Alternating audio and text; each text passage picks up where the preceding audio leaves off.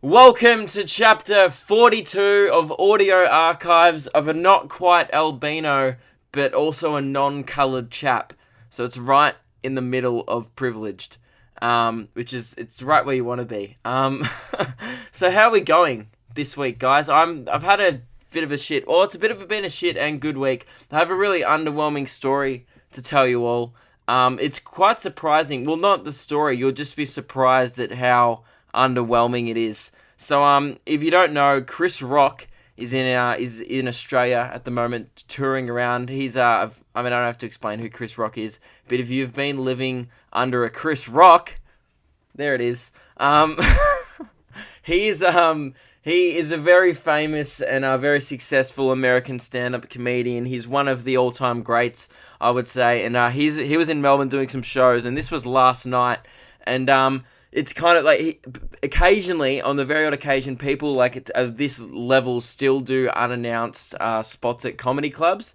And I'm quite closely involved with a comedy club in Melbourne called the Comics Lounge, and I've obviously got a few friends who frequent there regularly and stuff. And I found out an hour before he was going to be on, or probably even more, like 45 minutes before he was going to be on, that he was likely to be on last night. Like, everyone's like, Chris Rock's coming, he's doing a spot at the Comics Lounge, you should get down. Now, I live about 40 minutes out of the city, right? And I was like, oh, okay. And I was like, how likely is he coming? And people were like, look, we can't say, like, people can't say anything, but he's coming. Because with these things, right, with people who are that famous, they can't announce it. Like you're not allowed to announce Chris Rock's going to be doing, like, a spot at a really small comedy club. And, like, you just can't announce that, or else they would get thousands of people show up, right? So it's like 45 minutes before I found out he was coming. So I was at home promoting my t-shirts and trying to sell shit, and then I had a bunch of podcast stuff to do, so I ended up staying up till like 3 a.m. last night trying to get shit done once I got home. But I was like, you know what, fuck it, and I dropped everything. I put on a jacket and I just bolted out the door. And I live about 40 minutes drive away, and I drove there. And my mate was messaging me when I was in the car. I pulled over, obviously, because no, you don't text and drive. My mate was messaging me. I was in the car. He's like, he's here. He's in the building. And I was like, shit, I'm still like 20 minutes away. And he's like, oh shit, he's just got up on stage as soon as he arrived. And I was kind of thinking, because I was left the house at about 8:30, and I was like, look, if I get there by 9:10. He'll probably come on at 9:30 to 10 o'clock because he'll probably be headlining. He'll do a late spot. That's what I was thinking. And also, I was thinking like, I also do the Comics Lounge regularly. I perform there quite regularly. And I was like, all right, well, I might be able to go backstage and meet Chris Rock. Like, this podcast may have been called Meeting Chris Rock. But no, that didn't happen, right? Because this is an underwhelming story, remember? I rock up, my mate's texting me like, dude, he's killing, hurry up and get here. I don't know how long his set's gonna be. I'm like running red lights, I'm doing like 1,000 kilometers an hour, probably cop like 20 speeding fines on the way there. I rock up, I park the car, run out, and I literally see a Range Rover and an Audi just zoom off from the Comics Lounge that was parked there, and then all these people file out. They're like, he just left, it was fucking amazing, you should have said. All my friends who like other comedians who were in there and saw it were just raving about it, and I've never been more gutted in my life. I drove 40 minutes to see Chris Rock's Range Rover leave the Comics Lounge. So yeah, I didn't see his set, I didn't meet him, and that's a really underwhelming story. And then I stayed around, watched the second half of the night. I watched these openers perform, these other dudes from LA. They were good. Then I left, and I cried. I didn't cry, but I just wanted to. I was very, very disappointed. Because on the way, I was like, oh my god, I'm going to meet Chris Rock. I'm going to see Chris Rock. I'm going to see one of the greats perform. I couldn't stop thinking about it. I was driving really fast. And when I got there, I kind of got there as people were filing out of the venue, because it was like a break halfway through the show. And all my friends who are comedians kind of thought at first that I saw it. They were like, how good was that? And I was like, oh, I didn't see it. I just came. And they were like, oh, yeah, but it's all right, man. It wasn't that good. Bullshit. I was like, dude, just, you can tell me how good it was. But yeah, they tried to do the thing where they like pretended that I didn't miss anything. But they were all like, look, I'll be honest, it was the best thing I've ever seen. And I was like, yep, alright, that's a bummer. So, yeah, that happened. I missed out on seeing Chris Rock. That's about how my week's gone so far. But yeah, so that was my underwhelming story. Pretty underwhelming. I definitely told you at the start it was going to be underwhelming, and it gets to the end, and yeah, there's no punchline to it. There's no good twist. It's not an M. Night Shyamalan directed story. It's just straight up, that sucked. So, yeah, that's my story, guys. Last night, as I was saying earlier, I put t-shirts on sale, all the leftover merch from the tour. The You Don't Own Me t-shirts and the You Don't Own Me signed posters. Thank you so much to everyone who's already bought one. I've already sold out of mediums. I think I've almost sold out of smalls and larges as well. So I think it's just like, so getting quick if you want a small and a large, but I think there's just like a few extra larges left and like 2 more. I think there's literally like, there's hardly any t-shirts left. I think there's about 40 t-shirts. I don't know how many there was at the start. Anyway, go get them. There's very few left. Thank you to everyone who's bought one. I'll hopefully be sending out the Australian ones tomorrow and then international ones later in the week, just because they take longer to organise. I still have to work out how to do that, because I've never done this shit before. That's the thing. I have to go out and work out. I've got to go buy the parcels and the tubes. It's a whole thing. Anyway, I'll work it out. Thank you to everyone who's got one. I don't know how quickly they'll be still there for, so if you want one, go get one during the week. And yeah, legends. Now, obviously, there's a lot of excitement. There's a lot of anticipation. There's just... I need to address the elephant in the room. Well, not really. I need to address the non-pigeon in the room. And that, of course, is Peter Pigeon, because we are 1 week out, less than 1 week, actually, about 6 days out from perhaps finding Peter, well, hopefully finding Peter, but we're 6 days out from the first ever Memoirs of a White Guy live podcast. It's happening in Melbourne. We're meeting at Federation Square at 4 p.m. This Sunday. So if you're listening to this and you're in Melbourne, this Sunday, 4 p.m, Federation Square. It's a free event, but it is a $5 donation for your official birdwatching license, which goes, of course, to Tisha's brain cancer fund. If you didn't hear about that, go listen to last week's podcast. In short, one of Emily's good friends has been diagnosed with brain cancer for the 3rd time. So I thought it would be a very nice thing to do to help this family's GoFundMe page, because it's quite expensive for her treatments. It's about $5,000 for every treatment, and the family is trying to raise $50,000. So I thought, you know what? If we can get together as a fat bird community, a fat bird appreciation society, and raise some money for this good cause while in the process of finding Peter, that's just a bonus, so let's do it.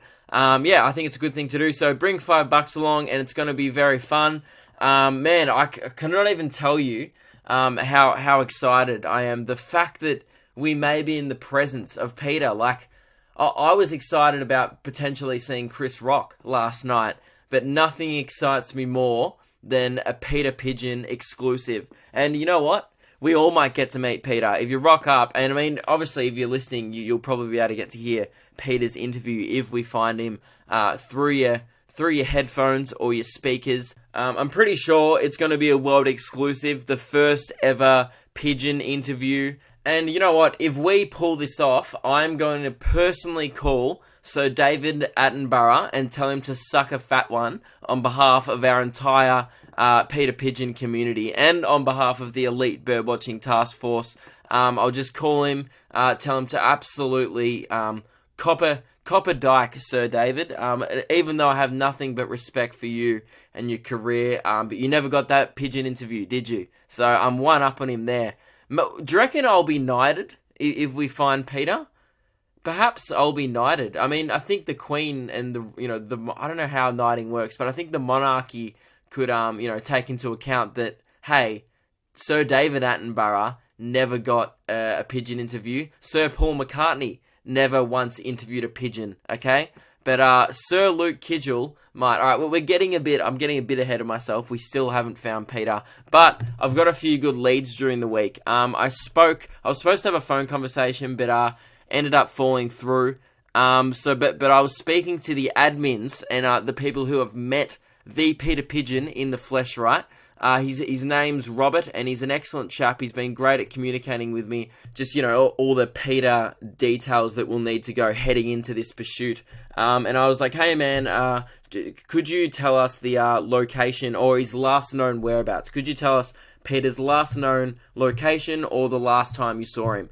And instead of just telling me and giving me like a description, Robert was so generous that he actually sent a hand-drawn map. So it's a screenshot of a Google map with hand-drawn directions. I'll read out the key. There's a key with an X that says Peter's last sighting, and that's right behind Federation Square near the bridge. So that's where we're obviously going to begin our hunt, because he might still be there. We've got to take our chances. Then he's drawn a red dotted line, and obviously I'll post this this map up in the Facebook group probably tonight or during the week. His suspected path is a red dotted line, and he reckons he's flown along the Yarra, so that's quite a good lead there, so we can follow Peter's suspected path. And then Robert has also included a little skull that says the death of Ronald.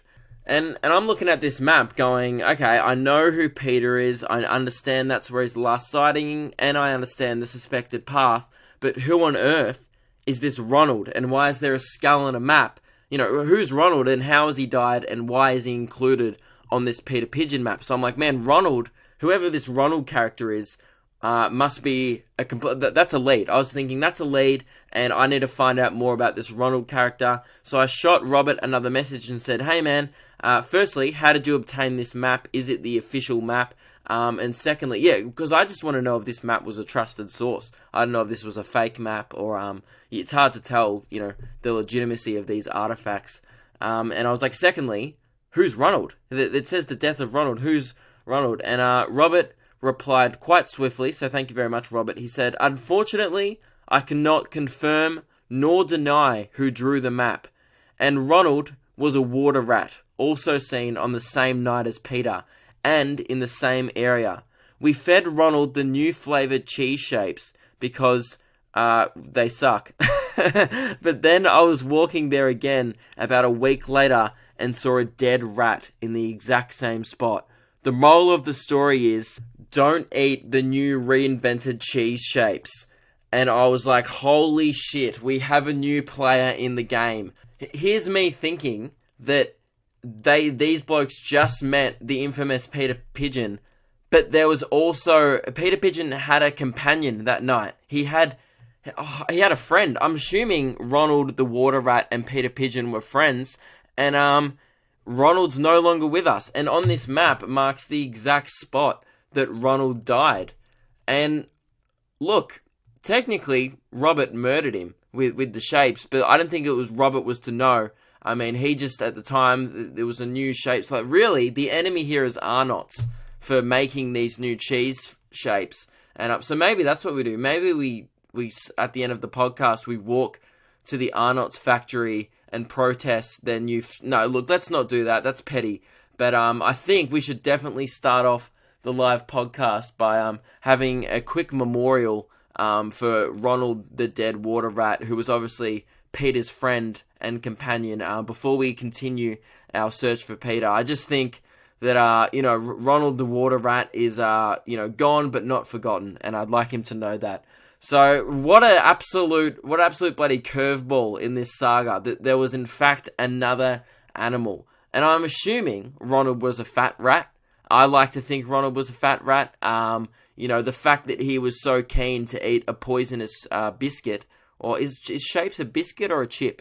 I think it's more of a biscuit. The fact that Ronald was willing to try the new shapes, which, let's be honest, weren't great, means he's probably a fat rat, which means I have nothing but respect for Ronald. And whether or not those shapes did take his life, the fact that Ronald the water rat is no longer with us is quite confronting, but I think we can overcome it if we just, start off the live podcast with a quick memorial, and then we get straight into hunting for Peter. So I think that would be quite a special moment there, just paying tribute to this water rat. And anyway, I got talking to Robert, and I did want to speak to him in more detail about, what we're looking out for with Peter. Perhaps I wanted to kind of find out more about Peter himself, about his traits, what we're looking for, etc. But anyway, I'll try and find out that information during the week off Robert before we go to the live podcast. But yeah, so I'll stop talking about this, by the way. But not really. It's next week. This is game time, and if there was ever a time to be talking about fat birds, it's fucking now, because it's almost D-Day, or P-Day, obviously. In 6 days' time, we'll be out there peeping for Peter. Now, to ensure that next Sunday, at the live podcast, that we have the best opportunity and the best chance to find Peter and get that interview with him, I took it upon myself, really, to assemble an elite bird-watching task force. And what that is, it's a group of elite bird enthusiasts who excel in different areas that we could use to find Peter.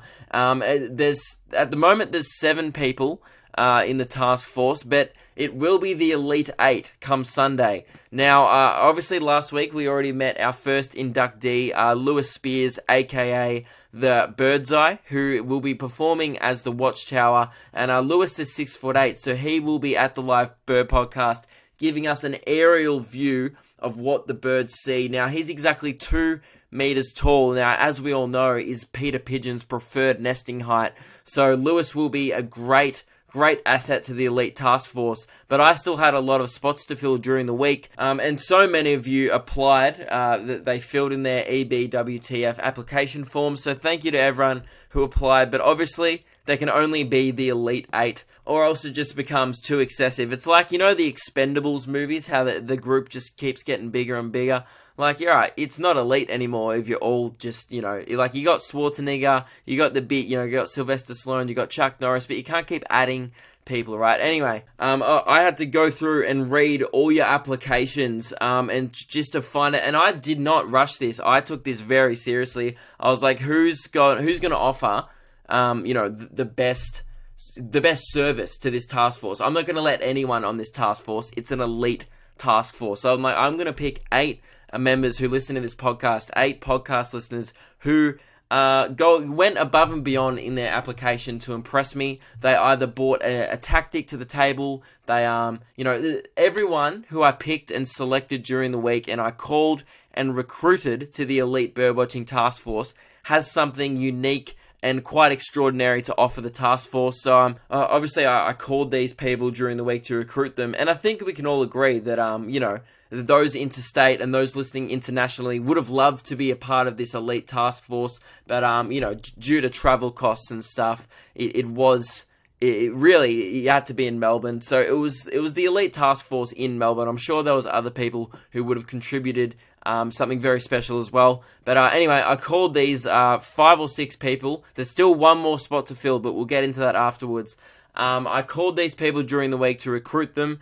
And here's a montage of the recruitment calls made by, of course, the league commander White Dove during the week. So enjoy and really get excited. And these are the people who will be representing you at the live podcast next week. Obviously, anyone can come, but these people will be stepping up and going above and beyond in their search for Peter.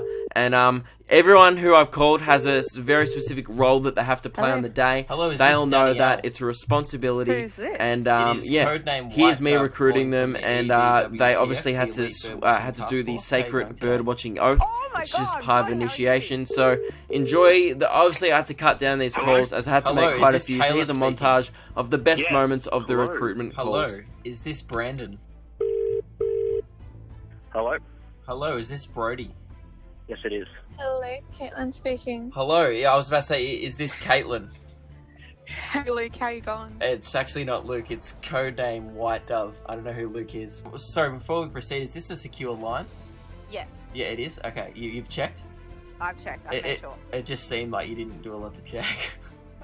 I was preparing for this moment. Oh, right, so you'd already I've got checked. it. Yeah, of course. I believe you applied to be either a decoy or a I forgot which one, I'll be honest. It was a decoy. It was a decoy, okay. Your application said that you just spent $13 on a pigeon mask, and That was plus shipping. plus shipping. That's way too much. So therefore, I was like, this guy's the right dude for the job. Now, here's one thing I've got to throw at you. Would you also be willing to be Patricia Pigeon as well?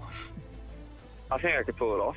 Do you reckon you could just whack on a nice pink bow, and then, as a last resort, if we need you, it may not come to this, but as a last resort, you just whack on a pink bow and try and seduce Peter? Worst case scenario, I think I can do that. You applied to be the lurer.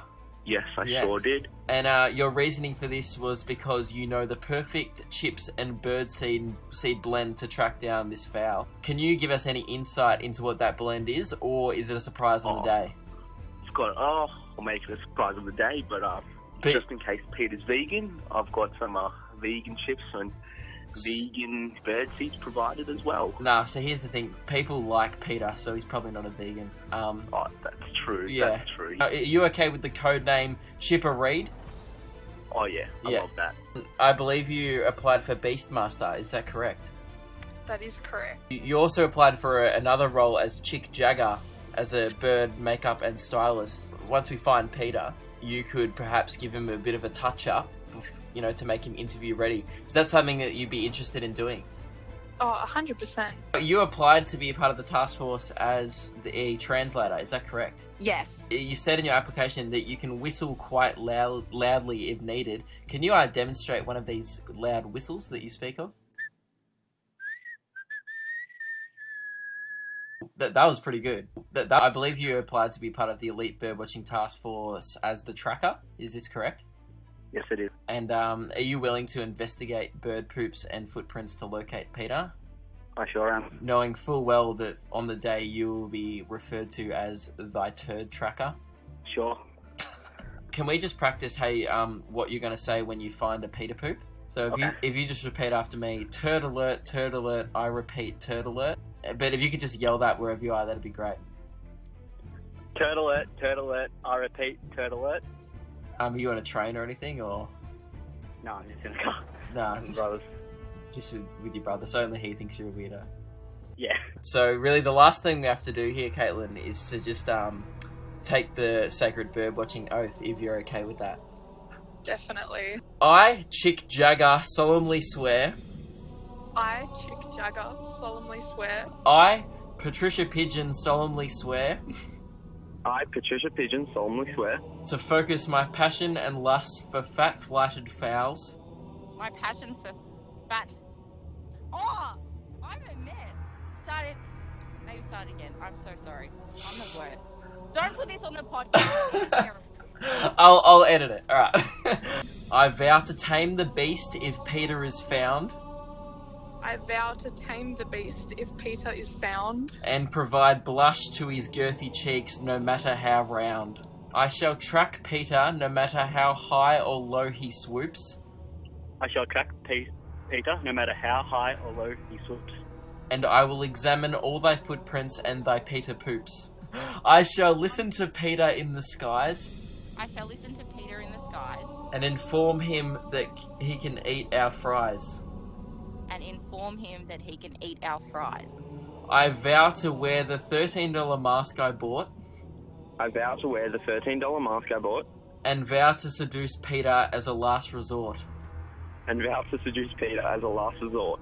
Cuckoo! Cuckoo! Cuckoo! Cuckoo! Cuckoo!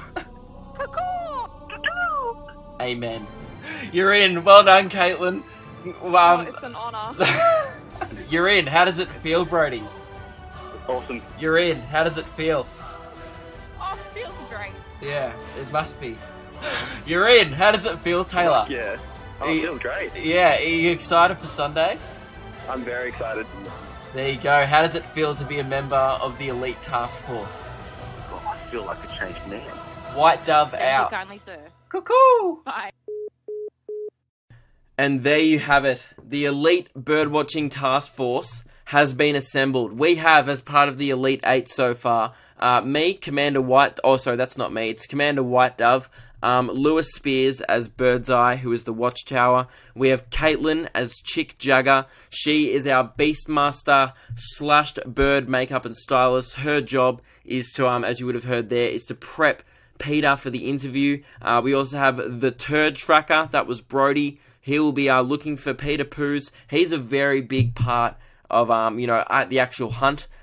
We have Chipper Reed, also a huge player. That's Brandon. He's going to be providing 2 types of chips, a vegan option in case Peter has turned into a douchebag overnight, and he's also providing a non-vegan option and both come with his special. He's been talking up. You guys didn't hear this in the phone call, but he talked up a big game with this. He reckons he's got the perfect mix of birdseed to chip ratio that will attract any fowl. So Brandon's going to be absolutely our guy for the job there in luring Peter. Who else we got on the Elite 8? There's, of course, Patricia Pigeon, and that's Taylor. He's going to be our decoy at the start, but then he's willing, as a last resort, as you heard, to whack on some kind of women's item of clothing with his $13 pigeon mask, and he will do his best to seduce Peter. But that is our very last resort. The podcast is nearing the end.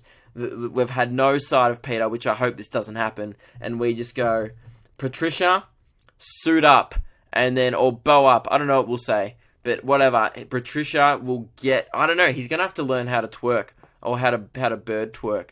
But, and then obviously there's Danielle. Now, Danielle, I didn't include this part of the phone call. She doesn't yet have a code name. She thought it was going to be smarter if she slept on it during the week. And I was like, good call. You don't want to rush into your EBWTF code name, without thinking about it. So it's Danielle is our translator / decipherer. She's going to communicate, do bird calls with the birds. And those are the members of the Elite 8 so far. Well done to everyone. Now, the last position we have to fill is, of course, the bird expert. Now, this person, I actually tried to recruit a bird expert during the week. I called, I forgot what his name was. Anyway, I think it was Dean. It was Dean, the bird expert Robertson. And he was going to be Professor Flaps a lot, but he didn't answer my call. I'm going to try calling him a couple more times. I think Dean would be very suited for this role because in this guy's application, Dean claimed that he was willing to go to page 4 on Google if we ever wanted to know something. Man, I'd hardly get down page 1.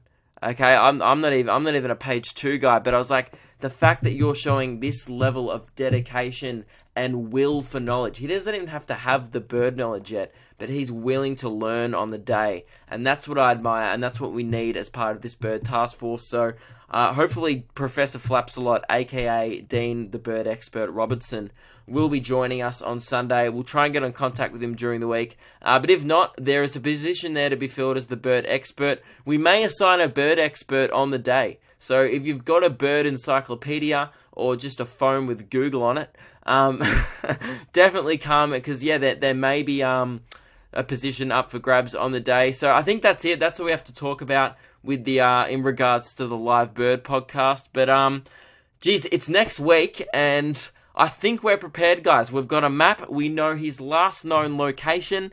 There's a fair few people coming out. So if you want to come, it's going to be heaps of fun. We're just going to be walking around. Me and Lewis, obviously another member and a good friend of the podcast, Lewis Spears, have been working on tactics all week long, staying up night, drawing up plans. We know what we're going to do. I've been in contact with members of the Elite Birdwatching Task Force. We've got a plan and we're ready to go. So, really, Peter, if you're listening, watch out. Or actually, if you're listening, can you just come to Federation Square at 4 p.m? That'd make our life a lot easier. But if you want to give us, or maybe he wants us, he wants to give us the thrill of the chase. Maybe Peter's a real, this is why he's an enigma. Anyway, Peter, if you're listening, watch out, because we're coming for you. And that's it. I'm going to end it there. Not the podcast. I've still got way more shit to talk about. But so let's get into some questions now. Obviously, by the way, this is where I would usually jump into the fun fact, but we're still abstaining, unfortunately. Dude, I don't know how I honestly got through this week. I didn't even want to do a podcast today because I was like, oh, no fun fact. There's not going to be that elevation, that peak in the middle. It's just going to be one long trough. I mean, I opened the podcast with an underwhelming story about how I failed to meet one of my idols, and then there was no... It didn't get better from there, did it? I just talked about the live podcast. I mean, that was exciting. Assembling the Elite Eight is always, that was obviously a bit of a high moment of the podcast. But now there's no fun fact. And that is because, if you didn't hear, we're abstaining for 2 weeks. So then next week, when we drop the fun fact, oh boy, at the live podcast, can someone bring an air horn? I mean, I don't own an air horn. I can bring a type of horn. I need to find a horn.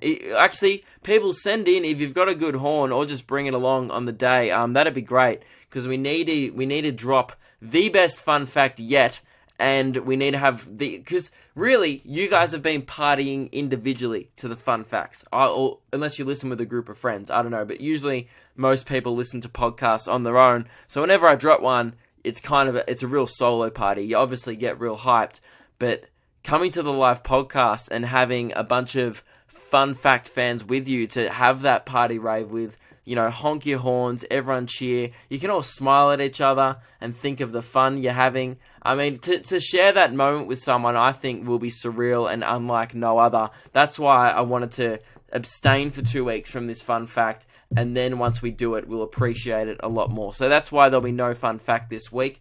Thank you, though, for the people who have been sending them in. We've got a few good ones. We've got a couple of good honourable mentions, and hopefully we have a banging fun fact. If you think that you have a fun fact good enough to be the first ever live fun fact, send it in during the week. I'd love to hear it. All right. I have, I'm going to do a few questions. We haven't done questions for a couple of weeks, so I've got some to catch up on. This is from Ella. Ella said, "Hey, it's Ella." Thank you, Ella. Here's another underwhelming question. Why do you do underwhelming questions then? We already had an underwhelming... I guess you didn't know that, but I already opened the podcast with an underwhelming story. Do we need an underwhelming question? Fuck it. This podcast has been quite underwhelming. We might as well continue with this trend.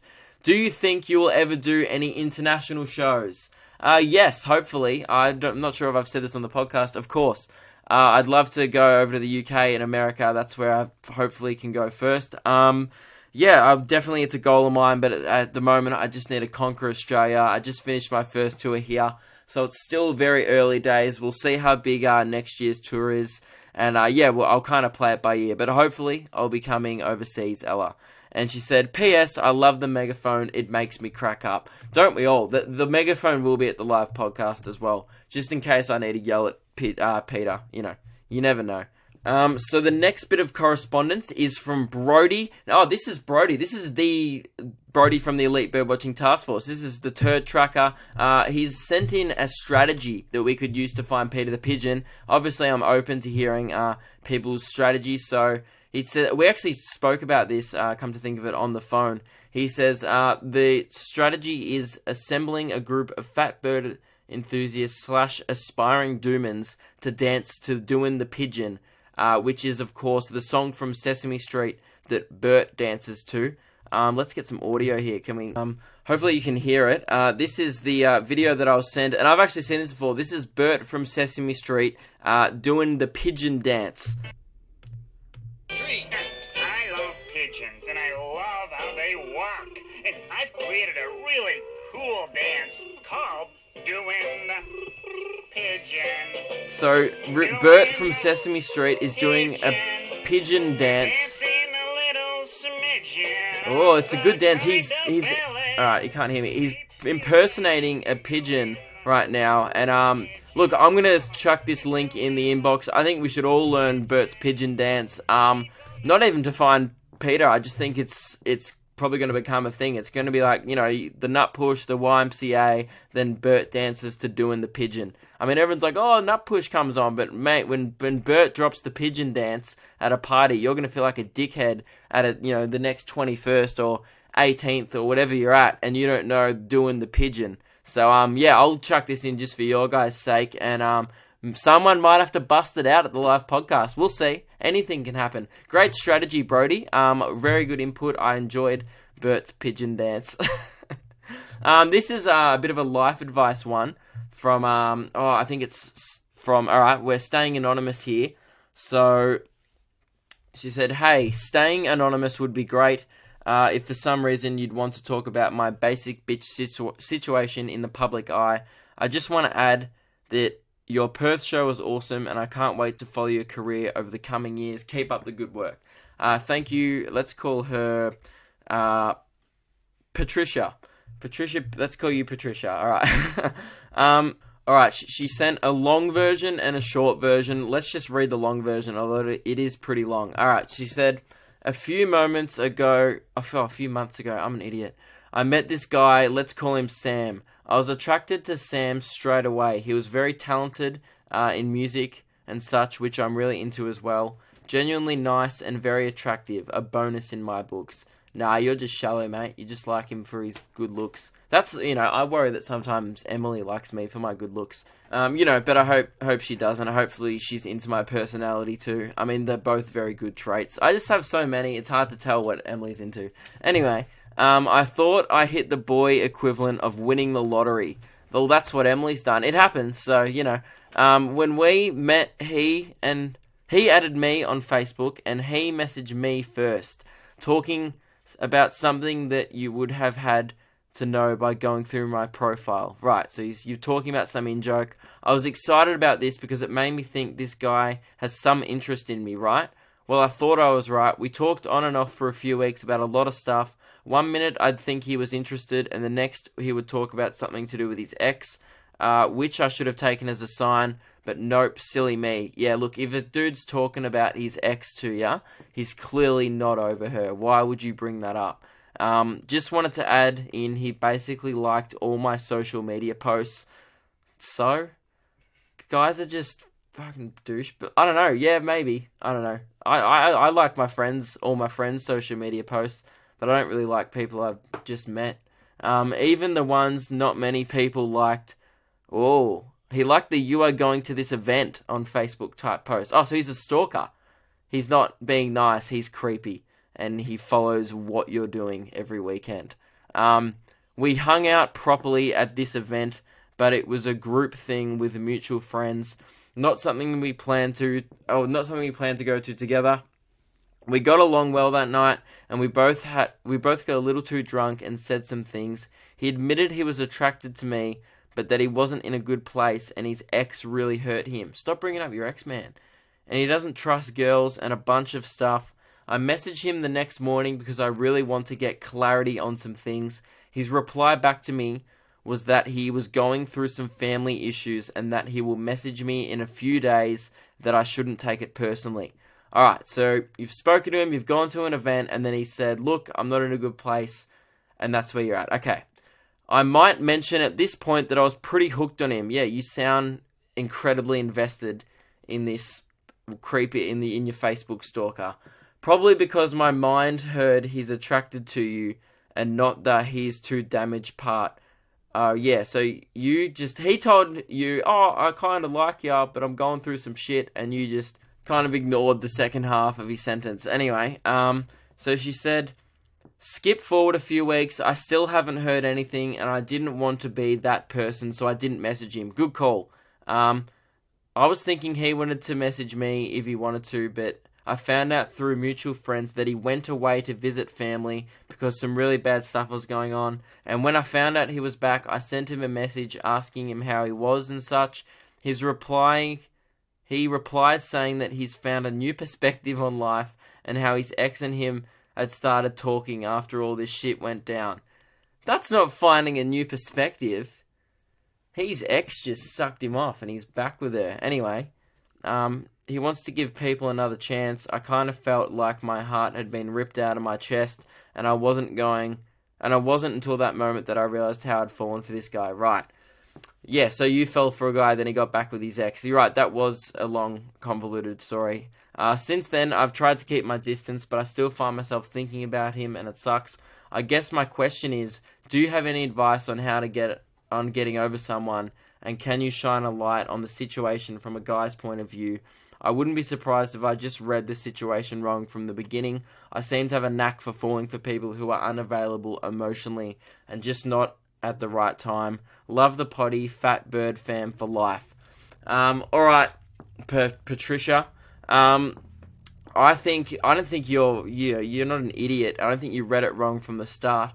I think you should have been perhaps a little bit more wary that he's briefly got over an ex, and the fact that he was bringing her up a lot should have been a sign to tread lightly and not completely fall for him. But I guess you can't control how you feel.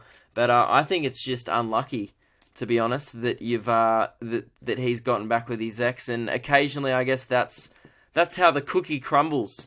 And that just sucks. What's your question? Your advice on getting over someone? Just block him. You get rid of him on Facebook, so you don't see stuff. Don't block him, but just unfriend him or whatever. And cut him out of your life. And if you don't see their stuff, you'll eventually get over, and you might meet someone new, and then you'll just completely forget about him. Because really, he technically didn't do anything wrong, so I don't think you can be super mad at him. He wasn't in a good place, and he did tell you that at the party. So I guess that you can't really be mad at him. And then obviously he got back with his ex, which clearly that's what he wanted. You may have been a potential bit of a rebound for him. That's probably the guy perspective. He might have been trying to be looking for someone to rebound on, which sucks for you. But my advice would be cut him off social media. Don't message him. Don't talk to him. And really, I've never had to get over anyone before. So I don't have a very good perspective on that. But that would be my advice. Cut him out of your life, and perhaps you'll meet someone new. And I hope all works out well for you, Patricia. Even though your name's not Patricia. Cool. That's the end of the podcast, guys. Thank you very much for listening. I'll see you all, or those who are in Melbourne. I look forward to seeing you at the live podcast next week. 4 p.m. Federation Square. I'll be probably there from 3:30 onwards. We'll meet near the stage area. All the info is in the Facebook event if you want to go look there. But it's 4 p.m. near the stage. You'll probably see a group of weirdos with binoculars. It shouldn't be too hard to find us. Then we'll head down to the river. We'll go to Peter's last known location. We'll have a quick memorial for Ronald the Water Rat, and then we'll get straight into it. Let's do it, guys. I'm very excited. We'll see you all at the live birdwatching podcast. For those internationally and interstate, you guys are very lucky. The next time you hear me, we'll be at the live podcast, and you'll be listening to The Hunt. The Hunt's going to begin. So let's do it. Have a good... I don't never know how to end this shit. Have a good week, and I'll see you there.